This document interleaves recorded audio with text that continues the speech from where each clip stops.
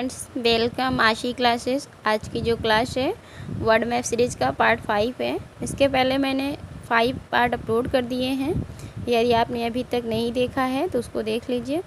चलिए आज की क्लास स्टार्ट करते हैं। आज की क्लास में मैं आपको बताने वाली हूँ अफ्रीका महाद्वीप के पॉलिटिकल और फिजिकल मैप के बारे में। सबसे पहले हम देख लेते हैं अफ्रीका महाद्वीप की स्थिति, मतलब अफ्रीका महाद्वीप कहाँ स्थित है। चलिए यहाँ देख लेते हैं। ये अफ्रीका महाद्वीप का पूरा मैप बना है। ये यहाँ इसके पूरब में देखेंगे तो हिंद महासागर है, अब पश्चिम में देखेंगे तो दक्षिण अटलांटिक महासागर है, और दक्षिण अटलांटिक महासागर को दक्षिण अंध महासागर भी कहते हैं। और यहाँ उत्तर में आएंगे तो ये है भूमध्य सागर है, और दक्षिण में अंटार्कटिका महाद्वीप पड़ता है। अंटार्कटिका को सदर्न महासागर भी बोलते हैं।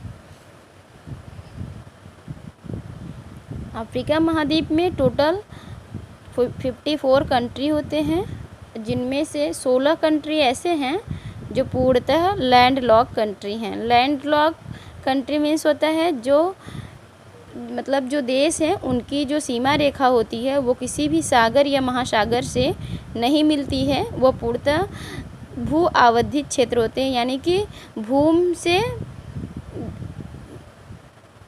घिरे हुए होते हैं।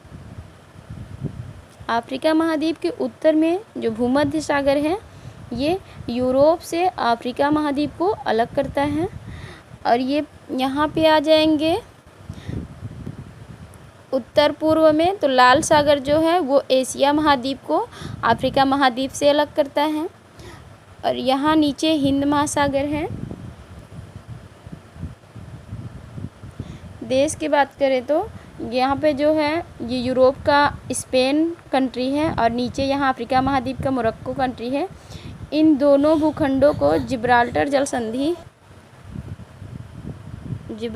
संधि अलग करती है, और भूमध्य सागर अटलांटिक महासागर को जोड़ती है, मतलब दो जल राशियों को जोड़ती है और दो भूखंडों को अलग करती है। तो यहाँ पे स्पेन है और ये मोरक्को, ये दोनों जिब्राल्टर जल संधि द्वारा अलग हो जाते हैं। उत्तर पूर्व में देखेंगे तो ये स्वेज नहर है, स्वेज नहर, और ये भूमध्य सागर है। स्वेज नहर जो है वो एशिया महाद्वीप को अफ्रीका महाद्वीप से अलग करती है, और भूमध्य सागर और स्वेज नहर है, स्वेज की खाड़ी है, जो स्वेज नहर है वो लाल सागर और भूमध्य सागर को जोड़ती है। स्वेज नहर यहाँ पे दो भागों में डिवाइड हो जाती है। एक भाग हो जाता है स्वेज की खाड़ी और दूसरा हो जाता है सिनाई पेंसुला, इसको बोलते हैं अकाबा की खाड़ी। जो इस तरफ का एरिया है वो अकाबा की खाड़ी है पूरब साइड में, और ये पश्चिम साइड में देखेंगे ये है स्वेज नहर। अफ्रीका महाद्वीप में ही यहाँ नीचे आएंगे लाल सागर के पास, ये है मतलब इरिट्रिया, जिबूती और सोमालिया। इन 3 कंट्रियों को हॉर्न ऑफ अफ्रीका कहा जाता है। और यहाँ पे एक जल संधि पड़ती है, यह बाब अल जल मंडप की जल संधि, जो लाल सागर और अदन की खाड़ी को जोड़ती है। यहाँ एकदम ऊपर आ जाएंगे तो ये जो अल्जीरिया है वो अफ्रीका महाद्वीप का सबसे लार्जेस्ट कंट्री है, और ये नाइजर इस अफ्रीका महाद्वीप का यहाँ पे नीचे है, ये अटलांटिक महासागर के तट पे है। तो ये जो है यहाँ का अफ्रीका महाद्वीप का जनसंख्या के दृष्टि से सबसे बड़ा कंट्री है। अफ्रीका महाद्वीप में ही विश्व का सबसे उच्चतम तापमान जो है वो लीबिया जो कंट्री है वहाँ पे दर्ज किया जाता है। विश्व का सबसे तापमान जो है वो लीबिया में ही दर्ज किया जाता है। अफ्रीका महाद्वीप से ही तीनों अक्षांश रेखाएं गुजरती हैं, जो केवल ये पूरे वर्ल्ड में किसी और महाद्वीप से तीनों अक्षांश रेखाएं नहीं गुजरती हैं। अफ्रीका महाद्वीप ऐसा महाद्वीप है जिससे तीनों अक्षांश रेखाएं गुजरती हैं, कर्क रेखा, विषुवत रेखा और मकर रेखा। कर्क रेखा पर स्थित देश जो हैं वो अफ्रीका महाद्वीप के टोटल 7 देश हैं, कर्क रेखा पे स्थित हैं, जो इस प्रकार हैं: पश्चिमी सहारा, मॉरिटानिया, माली, अल्जीरिया, लीबिया, नाइजर और मिस्र। ये जो 7 कंट्री हैं, ये जो कर्क रेखा है इन देशों से होके गुजरती है।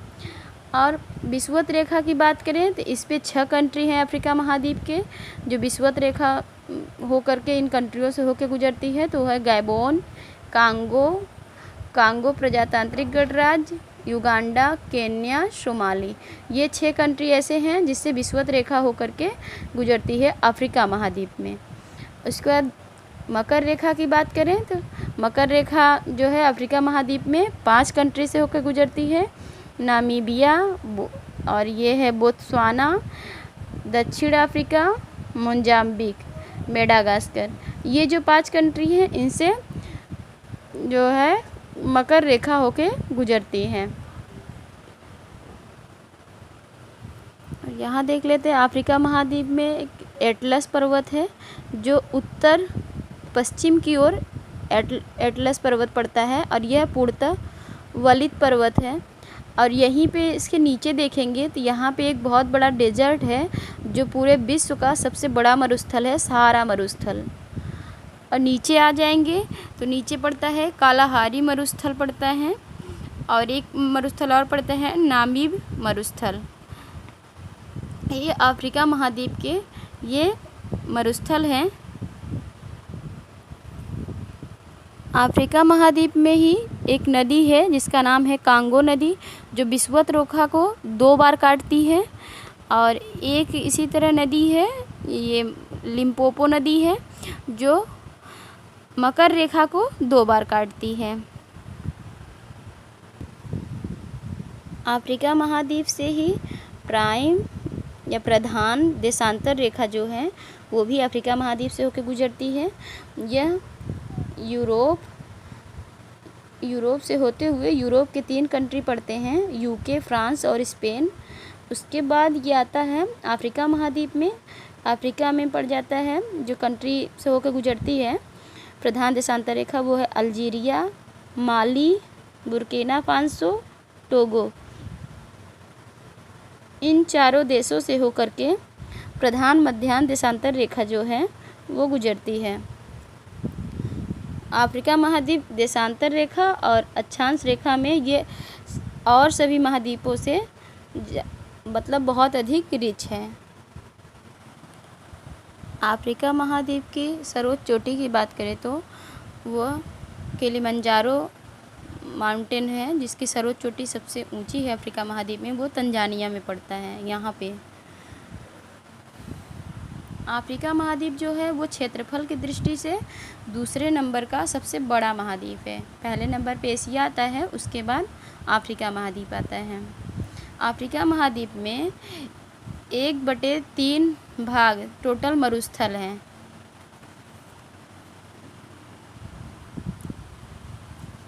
अफ्रीका महाद्वीप में ही एक रिफ्ट वैली डेवलप हो गई है, जो लाल सागर से होते हुए लेक विक्टोरिया में ये 2 भागों में टूट जाती है। उसके बाद फिर लेक मलावी से आके मिल करके फिर ये मोजाम्बिक होते हुए इंडियन ओशन में जाके मतलब इंडियन ओशन तक के ये खाई जो है वो डेवलप हो गई है। लाल सागर से लेकर के यहाँ इंडियन ओशन, ये जो मेडागास्कर है इसके पास पड़ता है यहाँ तक। तो ये जो रिफ्ट वैली है, रिफ्ट वैली मतलब एक बहुत बड़ी खाई होती है जो अफ्रीका महाद्वीप को 2 भागों में तोड़ रही है।